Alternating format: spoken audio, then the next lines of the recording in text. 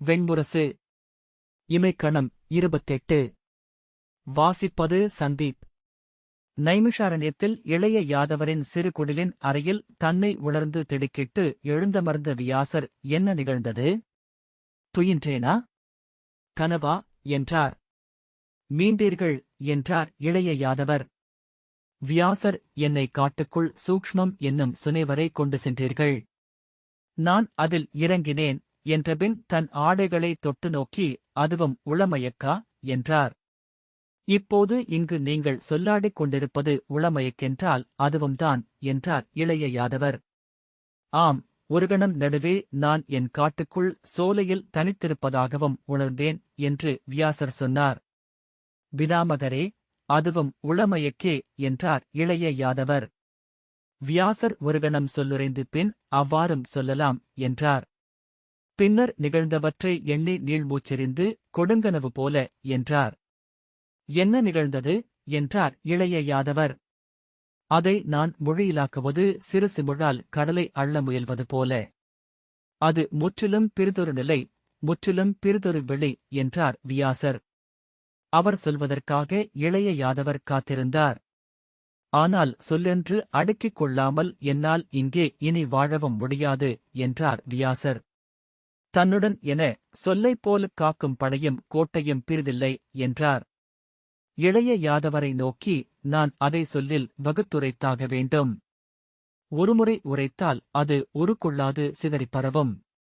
மீள மீள சொல்ல வேண்டும்.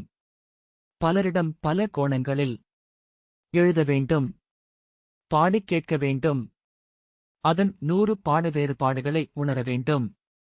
அதன் பின்னரே என்னால் இதை நோக்கவும் அள்ளவும் கைக்கொள்ளவும் முடியும். நான் அடைந்த மெய்யறிதல்கள் அனைத்தையும் இவ்வண்ணமே என்னுடையதாக்கியிருக்கிறேன் என்றார். இளைய யாதவர் சிரித்து, ஆம் ஆசிரியரே, மானுடர் அடையும் அனைத்து மெய்யுணர் தருணங்களையும் அவ்வாறே தன்வயமாக்கிக் கொள்கிறார்கள். ஓர் இறப்பை எத்தனை முறை சொல்லிச் சொல்லி இறப்பு மட்டுமே என்றாக்கிக் கொள்கிறார்கள். எத்தனை விலகிச் சென்று இன்னதென்று அமைத்துக் கொள்கிறார்கள். உவகையை, துயரை, சிறுமையை சொல்லாக்கிக் கொள்ளாதவர்கள் 3 தரப்பினரே. அதன்மேல் முட்டி சித்தம் சிதைந்தவர். அதை அவ்வடிவிலேயே புதைத்து ஆழ்த்தி அறியாதவரென மேலே அமர்ந்திருப்பவர். அதைத் தொட்டதும் விலகி பிறிதொரு திசையில் நெடுந்தொலைவு சென்று விடுபவர். மூவரும் அந்நிகழ்வறிவால் முழுமையாக வெல்லப்பட்டவர்கள். வெல்பவர்களின் படைக்கலம் சொல்லே என்றார். வியாசர், சொல்லாக்காமல் அதை அறிதலே முழுமை என்கிறீரா என்றார். அது உளங்கொண்டு வாழும் மானுடர் எவருக்கும் இயல்வதல்ல, சொல்லி விரித்துச் செல்க. விரிவன அனைத்தும் ஓர் எல்லைக்கப்பால் இன்மை என்றாகின்றன. அதற்கு முன்னரே நின்று சுருக்கிக் கொணர்க. சுருங்குவன அனைத்தும் இன்மை என்றாகின்றன. அதற்கு முன்னரே நிறுத்திக் கொள்க. அவ்விரு நிலைகளிலும் எஞ்சுவதொன்றுண்டு. அதுவே அவ்வறிதலின் நுண்சொல் வடிவம். அதை உள்ளத்தில் ஊன்றுக. ஊழ்கமெனப் பற்றிக் கொள்க. அது அவ்வறிதலின் மெய்மை எனப்படும். வியாசர், நான் ஊழ்கம் பயின்றதில்லை. என் தந்தை அது என் வழியல்ல என்றார் என்று சொன்னார். இளமையில் அன்னையிடமிருந்து விடைகொண்டு வெண்பனி சூடிய இமயமலை முடிகள் சூழ்ந்த மாண்டவ வனத்தில் விபாசா நதியின் கரையில் மாணவர்களுடன் வாழ்ந்த என் தந்தையை நாடிச் சென்று அவருடைய மாணவராக அமைந்தேன். அவர் ஊழ்கம் பயில்கையில் உடனிருந்தேன். தன் மாணவர்களுக்கெல்லாம் அவர் ஊழ்கம் கற்பித்தார். எனக்கு சொல்லும் இலக்கணமும் அறமும் நெறியும் வரலாறும் பயிற்றினார். பின் அவ்வைந்தையும் ஒன்றெனக் கொண்ட காவியத்தை கற்பிக்கலானார். ஒருநாள் அவரிடம், தந்தையே, எனக்கு ஊழ்கம் கற்பியுங்கள் என்றேன். அவர் அதை செவிகொள்ளவில்லை. மீண்டும் கேட்டபோதும் மறுமொழி சொல்லவில்லை. 7வது முறை கேட்டு அவர் விழிவிலக்கிக் கொண்ட தருணத்தில் நான் சினத்துடன், இனி உங்களுக்கு நான் பணிவிடை செய்யப் போவதில்லை. இங்கிருந்து விலகிச் செல்லவிருக்கிறேன் என்றேன். ஊழ்கமில்லாச் சொல் வெறும் கேளிக்கை. நான் மேடையிலாடும் சூதனல்ல, விண்முட்டி மெய்மையின் வாயில்களை திறக்க விழைவும் மெய்யிசாவி. சொல் தேர்ந்தமையாலேயே நான் உலகியலான் என்றாவதில்லை என்றேன். அவர் அதற்கும் மறுமொழி சொல்லவில்லை. உளம் கொதிக்க அருகே கிடந்த தர்ப்பைப் புல்லை எடுத்து அதன் கூர்முனையை என் கழுத்து நரம்பில் வைத்து தகுதியற்றவனாக வாழ்வதைவிட இறப்பதே மேல் என்றேன். அவரிலமைந்த ஆசிரியனை மீறி தந்தை எழுந்தார். நில், மைந்தா என்று கூவினார். எழுந்து என் கைகளைப் பற்றிக் கொண்டு, ஊழ்கம் உனக்குரியதல்ல, சொல் சுருங்குவது ஊழ்கம். சொல் விரிவது காவியம். உன் மனம் நுரைத்தெழுகிறது. நீ கவிஞன் என்றார். என் தோளை இரு கைகளாலும் பற்றிக் கொண்டு, அறிக, உணர்ச்சியின்றி கவிதையில்லை. உணர்ச்சியிருக்கும் வரை ஊழ்கமில்லை என்று விழுகணிந்து கூறினார். நான் வேதம் உரைக்க எழுந்தவன் நான் என்று என்னிடம் சொல்லியிருக்கிறீர்கள். வேதத்தை உணர்ந்து முனிவர் அறிந்த ஊழ்கத்தை நான் ஏன் அறியவியலாது என்றேன். ஊழ்கத்தையும் நீ அறிவாய், உன் சொல்லினூடாக மட்டும். ஊழ்கத்திலமர்பவர் ஊழ்கத்தை மட்டுமே அறிவார், நீ அனைத்தையும் அறிவாய். வேதமென்பது சொல்லே என்றார் தந்தை. வேதம் உச்சியில் மெய்நூலென்றும் ஊழ்கநூலென்றும் குவியும். ஆனால் என்றும் கவிதை என்றே இங்கு நிலை கொள்ளும். நீ அதை வகுக்கும் பெருங்கவியன். நான் சினத்துடன் நான் அறிந்தாக வேண்டும் ஊழ்கத்தில் அமைந்து நான் கொள்வதென்ன என்று. எனக்கு இன்றே கற்றுத்தாருங்கள் என்றேன். அவர் சொல்லெடுப்பதற்குள் அவர் கையை உதறி உரத்த குரலில் பிறிதொன்றும் எனக்கு தேவையில்லை. நான் அறிந்தாக வேண்டும் என்று கூவினேன். தந்தை புன்னகைத்து, சரி, நீ உன்னை அறிவதும் நன்றே என்றார்.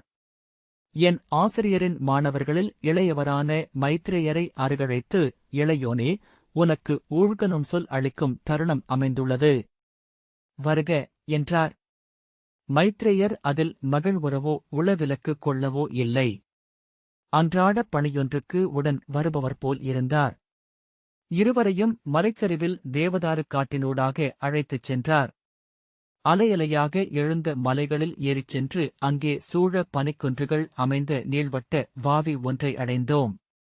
அது பராசரசரஸ் என்று அழைக்கப்படுகிறது. மாண்டவக்காட்டின் கனவு அது என்பார்கள் சூதர். முன்பு எந்தை அங்கே ஒரு நாவல் மரத்தடியில் அமர்ந்து தவம் செய்தார் என்று கதைகளினூடாக அறிந்திருந்தேன். அதனால் அதற்கு பராசரமானசம் என்று பெயர் அமைந்தது. குளிர்காலத்தில் உறைந்து வெண்பனியாலானதாக மாறிவிடுவதனால் சுப்ரம் என்றும் அது அழைக்கப்படுவதுண்டு. எந்தை அங்கே ஊழ்கத்தில் அமர்வதற்கு முன்பு இளஞ்சேற்று கதிப்பில் தன் குதிகாலால் ஊன்றி ஒரு குழி செய்தார். அதிலோரும் நீர்க்கசிவை நோக்கியபடி அமர்ந்து தன் உள்ளத்தை விரித்துக்குவிக்கலானார். அதில் நீரூறி தேங்கி பெருகியது. ஏரி என்றாகியது.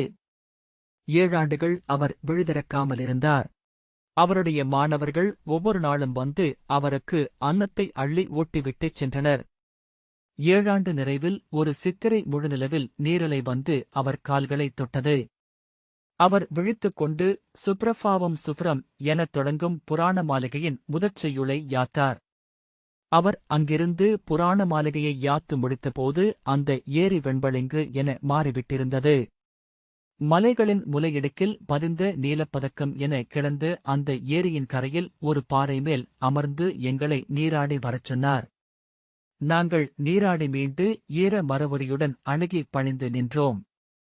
முதலில் என்னை தோள் சுற்றி அணைத்து மாந்தோலால் முகம் மூடி செவியில் என் நுண்சொல்லை மும்முறை சொன்னார். வியா என்னும் அச்சொல்லை நான் உளம்பதித்துக் கொண்டேன். அதன்பின் மைத்ரேயருக்கும் நுண்சொல் அளித்தார்.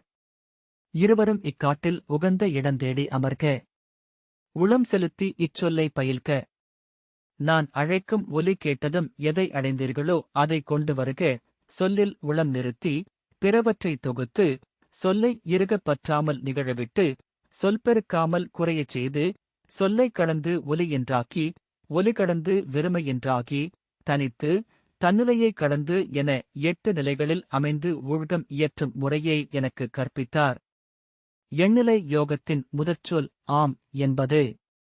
அதை அவரிடம் உரைத்து திரும்பி நடந்தேன். பராசரவாவிக்கு அப்பால் குறுங்காட்டில் ஒரு சிறு சுனைக்கரையில் பொன்னிற நாணல்கள் காற்றிலாடும் வெளியில் அழகிய பாறை ஒன்றை தேர்ந்தெடுத்தேன். அதன்மேல் தர்ப்பை புல்லை பரப்பி அமர்ந்தேன். தந்தை சொன்ன 8 நெறிகளை தலைக்கொண்டு ஊழ்கத்தில் அமர்ந்தேன். இளையோருக்குரிய முறையில் இப்போதே இக்கணமே அது அமைய வேண்டுமென உன்னி உளவிசையை உச்சம் கொள்ளச் செய்தேன். பிலத்தில் இறங்கும் பெருநதி என என் சித்தம் அச்சொல்லில் படிந்தது. வியா என்ற சொல் பொருளற்றதென்று தோன்றியது. அவ்வெண்ணத்தை நான் எவ்வளவு அகற்றினாலும் இணையாத வட்டத்தை இணைத்துக் கொள்ளும் விழை என என் உள்ளம் அதற்கே முயன்றது. வியா வியர்க்கம், வியாமோகம் என்றது ஓர் எண்ணம். வீணென்றும் வெறுமை என்றும் சென்றமைய என்னால் இயலவில்லை. வியாதி, வியாகுலம் சொற்களின் பெருக்கு. நோயென்றும் துயரமென்றும் ஏன் உளம் செல்கிறது? எண்ணி திசை திருப்பிக் கொண்டேன். வியாகரணமா? மொழிகற்று இலக்கணம் தேர்ந்தேன் என்றாலும் என் கவி உள்ளம் என்றும் அதை வெறுத்தே வந்தது. வியாக்கியானம், வியாஜம், விளக்கமும் போலியும் ஒன்றேதானா? சொல் தொடுத்து பின்னி விரித்துக் கொண்டே சென்றேன். வியவகாரம், அச்சொல் என்னை விடுவித்தது. அன்றாடச் செயல்களில் நான் எப்போதுமே சுணக்கம் கொண்டவன். ஆனால் அவை அனைத்தையும் பல மடங்கு உள்ளத்தால் ஆற்றுபவன். கன்றோட்டினேன். வேளாண்மை செய்தேன். வணிகம் இயற்றினேன். வேட்டைக்குச் சென்றேன். காட்டில் அலைந்தேன். அச்சத்தை அச்சொல்லென உணர்ந்தேன். வியாகரம், அச்சொல் எழுந்ததுமே நான் புலியின் மனத்தை அடைந்தேன். என் புலன்கள் கூர்கொண்டன. புலி தலைகுலுக்கும் ஓசையைக் கேட்டேன். சருகின்மேல் பதியும் பஞ்சு பொதிக்கால்களின் ஓசை. மூச்சொலி. அதன் விழிகள் என்னில் பதிந்திருப்பதை உணர்ந்தேன். விழிதிறக்காமலேயே அதைக் கண்டேன். அது என் முன் அமர்ந்திருந்தது. நாவால் முகத்தை நக்கியபடி, சூழ்ந்து பறக்கும் சிற்றுயிர்களுக்கு கண்சொருக்கி சிமிட்டியபடி, காதுகள் அடித்துக் கொள்ள தலையை உலைத்து, அவ்வப்போது வாய்திறந்து நாவளைய கோட்டுவாய் இட்டு, கை மலர்த்தி நக்கி, வால் சரிகில் விழுந்து நெளிய. பின்பு முன்கால் நீட்டி பின்கால் மடித்து படுத்தது. வெண்ணிற அடிவயிறு தெரிய கால்களை மேலே தூக்கி விரித்து புரண்டது. எழுந்து மீண்டும் அமர்ந்தது. எந்தை என்னை அழைக்கும் குரல் எழுந்ததும் கண்களை திறந்தேன். என் முன் புலி அமர்ந்திருந்ததைக் கண்டேன். முள்மயர் சிலிர்த்த இமைகள் சுருங்கி அதிர சிப்பி விழிகளால் என்னை நோக்கியது. அருகே சென்று அதன் தலையைத் தொட்டேன். பின்கழுத்தை வருடிய போது விழிசொக்கியது. அடிக்கழுத்தின் தளர்தசையை அளைந்தேன். காதைப் பற்றி வருக என்றேன். என்னுடன் அது நெடுக்கக் கால் வைத்து வால் நீண்டு வளைந்திருக்க நடந்து வந்தது. எந்தை குடில் முன் அமர்ந்திருந்தார். அவரை அணுகி வணங்கி, தந்தையே, என் ஊழ்க்க நுண்சொல் இந்த புலி என வடிவு கொண்டது என்றேன். அவர் அதை நோக்கி புன்னகைத்தார். புலி என்னருகே அவரை நோக்கியபடி நின்றது. அவர் அதை அருகே அழைத்தார். சிறு குருளையென அவர் காலடியில் சென்று படுத்துக் கொண்டது. அவர் அதை அடிவயிற்றை வருடி கொஞ்சினார். விழுசொக்கே சிணுங்கியபடி முன்கைகளால் முகத்தை வருடிக் கொண்டது. எழுந்து வால் சுழற்றி தாவி அவரை பொய்க்கடி கடித்தது. உடலை அவர் மேல் உரசியபடி சுற்றி வந்தது. காதுகள் பின்னால் மடிய அவரை கூர்ந்தது. முதுகைத் தாழ்த்தி உடல் நீட்டியது. மைத்ரேயர் வருவதற்காக காத்திருந்தோம். நெடும்பொழுது கடந்தும் அவர் வராதது கண்டு தந்தை எழுந்து, நாம் அவனை தேடிச் செல்வோம் என்றார். நாங்கள் காட்டினூடாக சென்றோம். அங்கே ஓர் இருண்ட குகைக்குள் அவர் இருந்ததை தேடிக் கண்டேந்தோம். குகைக்குள் நான் அவரை முதலில் காணவில்லை. நிழலுருவென அமைந்திருந்தவரை தந்தைதான் அறிந்தார். அவரைக் கண்ட பின்னும் அங்கு எவருமில்லை என்றே எனக்கு தோன்றியது. தந்தை உள்ளே சென்று அவரை தொட்டு அழைத்தார். விழிதிறந்து மைத்ரேயர் தந்தையை அடையாளம் கண்டு கொள்ளவில்லை. தந்தை, இளையோனே, நீ மாண்டவ வனத்தில் இருக்கிறாய். பராசரனாகிய என் மாணவன் நீ. உன் பெயர் மைத்ரேயன் என்றார். ஆம் என அவர் எழுந்து கொண்டார். தந்தையை வணங்கி, ஊழ்க்கத்தை எனக்களித்தீர்கள் ஆசிரியரே, செல்வதெங்கு என்பதில் இனி எனக்கு ஐயமேதுமில்லை என்றார். நீ எங்கு சென்றாய், எதை அடைந்தாய் என்றார் தந்தை. ஆசிரியரே, நீங்கள் எனக்கு வியா என்னும் ஊழ்கனும் சொல்லை அளித்தீர்கள். அதை சித்தத்தால் தொட்டு மீட்டிக் கொண்டிருந்தேன். வீண் என்னும் பொருளில் திளைத்தேன். அது வ என்னும் சொல்லாகியது அல்லது அல்லது அல்லது என பொருள் கொண்டு அச்சொல் சென்று கொண்டே இருந்தது. பின் வெற்றொலியாகியது. ஒலியின்மையாகியது. இன்மையாகியது.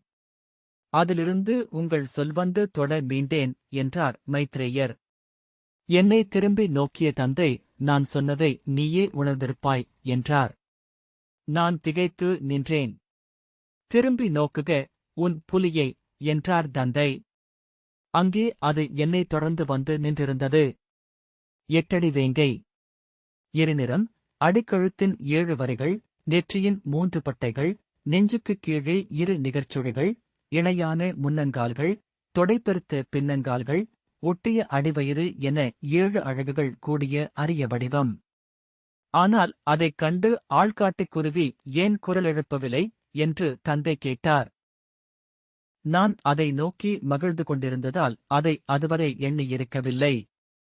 எந்தை, அதன் காலடித்தடங்கள் எங்கே என்றார். திடுக்கிட்டு குனிந்து நோக்கினேன். ஈரமண்ணில் நகத்தடம் இல்லை. அக்கணமே புலியும் மறைந்தது. அங்கு அது நின்றிருந்தது என் விழிமயக்குதானா என உளம் வெளியே அலைந்து தவித்தது. என் உடல் நடுங்கிக் கொண்டிருந்தது. திரும்பி தந்தையை நோக்க என்னால் இயலவில்லை. அது உன் சொல்லில் எழுந்த ஓர் அணி என அவர் சொன்னார். உடைந்து அழுதபடி திரும்பி ஓடினேன். முட்களும் வாளிலை விளிம்புகளும் உடலைக் கீற காட்டுக்குள் ஊடுருவிச் சென்றேன். ஒரு சுனையருகே அமர்ந்தேன். எண்ணி எண்ணி அழுது கொண்டிருந்தேன். அங்கேயே படுத்துத் துயின்று மீண்டும் விழித்து ஏங்கி விழிநீர் பெருக்கினேன். தந்தை என்னை தேடி வந்து அருகே அமர்ந்தார். புன்னகைத்தபடி என் தோளைத் தொட்டு, உன் சொல்லில் ஒரு வேங்கை எழுந்தது எளிய நிகழ்வல்ல மைந்தா. அணி என்பது சொல்லின்மேல் அமையும் புற உலகின் விந்தை. மானுடர் படைப்பவை அனைத்தும் அழியும், ஓர் அணி என்றும் நின்றிருக்கும். அது பிரம்மனின் படைப்புக்கு மொழிப்பரப்பில் விழுந்த பாவை என்றார். ஒலியில் கட்டுண்டது சொல். அந்தத் தளையை விடுவித்து அதிலிருந்து பொருளை எழுப்புபவன் கவிஞன். அப்பொருளை மெய்யென்று நிறுத்துபவன் பெருங்கவிஞன். உயிர்கொண்டு வரும் புலி மூப்பெய்தி அழியும். உன் சொல்லில் எழுந்த புலி என்றும் இங்கிருக்கும் என்றார். நான் என் புலியையே நோக்கிக் கொண்டிருந்தேன். நான் கற்றறிந்த புலிகளனைத்தையும் அதில் கண்டேன். அதற்கு நிகரான ஒரு புலியை எங்கும் கண்டதில்லை என்று உணர்ந்தேன். புலி என்னும் சொல்லின் முழுமை அது. சொற்கள் சொற்களைப் பெருக்கி முடிவிலாதெழுபவை. உன்னால் இம்முழு உலகையே சமைக்கவியலும். உன் நிலத்தை, வானை, மானுடரை, தெய்வங்களை. உனக்குரிய எதையும் எவரிடமும் நீ கோர வேண்டியதில்லை. சொல்லிப் பெருக்கும் உனக்கு ஊழ்கம் ஒருபோதும் அமையாது. சொல்லை முழுதழ வைக்கும் உனக்கு ஊழ்கம் தேவையுமில்லை என்றார். சொல்தவம் உனக்குரியது. சொல்லென்றே அதில் பிரம்மம் எழும். வாப்பிரம்மம் என அதை நூலோர் சொன்னதுண்டு என்றார். நான் திரும்பி என்னருகே அமர்ந்திருந்த புலியை நோக்கினேன். என் அணிச்சொல்லை ஓர் ஒப்புமையென்றாக்கினேன். அது ஒரு பூத்த வேங்கை மரமாக மாறியது. பொன்மலர்கள் செறிந்த காற்றிலாட அஞ்சிப் பதுங்கியது. காற்று விலக காலூன்றி செவிதீட்டி எழுந்தது. நான் புன்னகையுடன் எழுந்து கொண்டு, ஆம் தந்தையே, நான் கவிஞன் என்றேன். மாண்டவக் காட்டில் பராசரவாவிக்கு அருகே அந்த வேங்கை இன்று விரிந்து நின்றுள்ளது. ஒருபோதும் பூவொழியாதது, காலம் கடந்தும் மூப்படையாதது என அதை சொல்கின்றனர் சூதர். சொல்லொழுக்கத்தால் அதை தொட்டறிய இயலுமென்றால் ஒரு நீள்கவி என இயற்றுகிறேன். அதையே நான் இயல்பாக செய்ய முடியும் என்றார் வியாசர். ஆம் ஆசிரியரே. இயல்பாக செய்யப்படுவதே திறன் முழுமை கொண்டது என்றார் இளைய யாதவர். விண்ணில் சொட்டுவதென முழுத்து நின்றிருந்த வெள்ளிக்கனி நோக்கி சென்றவன் அதை முன்னரே அறிந்திருந்தான். 100 முறை கனவில் கண்டிருந்தான். அக்கனவிலும் அதை அவ்வண்ணமே கண்டான். விழுவது போலவும் எழுவது போலவும் அவன் அதை அணுகிச் சென்றான். உடல் இன்மையென்றும் உளம் இருப்பென்றும் ஆகஸ்ட் விசை கொண்டான். விசைக்கு தடையளிக்கும் உடலின்மையால் விசை என்பது இன்மையில் ஓர் இன்மையின் விரிதலென்றிருந்தது. அவ்விண்மீன் தனித்திருந்தது. மின்னி மின்னி தன்னில் மகிழ்ந்து கொண்டிருந்தது. அதை அணுகியவன் கை தொட்டு அதை அள்ளிவிடலாமென்று உணர்ந்தான். உவகை பெருக மைந்தா என்றழைத்தான். என் மைந்தன் என விம்மிதம் கொண்டான். அவன் பெயர் சுகன் என்று உளம் கூவினான். அதிலிருந்து ஒரு முகத்தை விழிகளுடன் புன்னகையுடன் புனைந்தெடுத்தான். மேலும் அருகணைந்தபோது அவ்விண்மீனின் அருகிலென பிறிதொன்றைக் கண்டான். திகைத்து, அது யார் என்றான். அதுவும் சுகனே, பிறிதொரு காலக்களத்தில் என்றது அவனைச் சூழ்ந்திருந்த வெளி. அதற்கப்பால் பிறிதொன்றை பார்த்தான். அவனும் சுகனே, அதுவும் ஒரு காலக்களம் என்றது முடிவிலி. மேலும் மேலுமென அவன் விண்மீன்களைக் கண்டான். அனைத்தும் அவனே என்ற குரலைக் கேட்டான். அச்சமும் திகைப்பும் கொண்டு எத்தனை பேர் என்று கூவினான். எண்ணிறந்தோர் என்று மறுமொழி பெற்றான். இருளே சொல்க, நான் எத்தனை பேர் என்றான். இது முடிவிலி. இங்கு அனைத்தும் எண்ணிறந்ததே என்றது அது. எண்ணிறந்தமை என்றால் என்னவென்று ஒரு நோக்கில் கண்டான். எண்ணிப் பகுப்பதே காலம். காலமென்மையில் கோடி கோடி வியாசர்கள் கோடி கோடி சுகன்களைப் பெற்றனர். கோடி கோடி வியாசர்கள் கோடி கோடி சுகன்களை இழந்தனர். கோடி கோடி வியாசர்களை கோடி கோடி சுகன்கள் பெற்று இழந்தனர். சுகன்களை கொன்றனர் வியாசர்கள். வியாசர்களை கொன்றனர் சுகன்கள். வியாசர்களிலிருந்து சுகன்கள் முளைத்தெழுந்தனர். சுகன்களிலிருந்து வியாசர்கள் எழுந்தனர். ஒன்று பெரிதே என்றானவர்கள். ஒன்று பிரிதிலாதவர்கள். கணம் கோடி பெருகே கணம் கோடி அழிந்து அழிவின்மையாகி நின்றவர்கள். நெஞ்சிலறைந்து அழுதனர் முடிவிலா கோடியர். உவகை கொண்டு நகைத்தனர் எண்ணிலா கோடியர். முடிவிலாது பெருகுகையில் அழிவும் ஆக்கமும் துயரும் உவகையும் ஒன்றே. அனைத்தும் இன்மையே. இன்மையும் இருப்பும் ஒன்றே.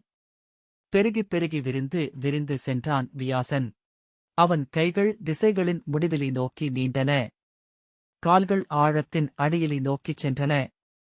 தலை விண்ணின் அலகிலி நோக்கி எழுந்தது.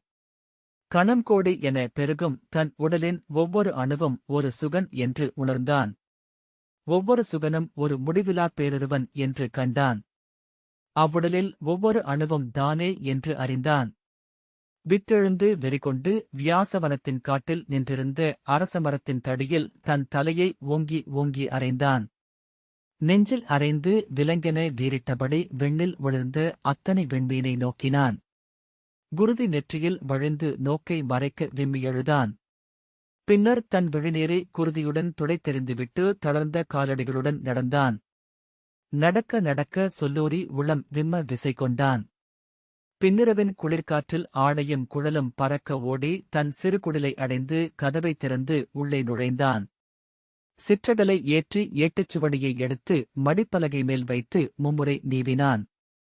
எழுத்தாணி மெல்ல வருடிச் சுழன்று செல்ல எழுதலானான். காலதேவனாகிய யமன் செய்தொழில் மறந்து ஒதுங்க இறப்பழிந்த புவியில் உயிர்கள் படும் பெருந்துயரை தியானிகன் என்னும் சிறுபுழுவை பிரபாவன் என்னும் சிட்டுக்குருவி சந்தித்த தருணத்தை இந்த வாசிப்பை கேட்டதற்கு நன்றி.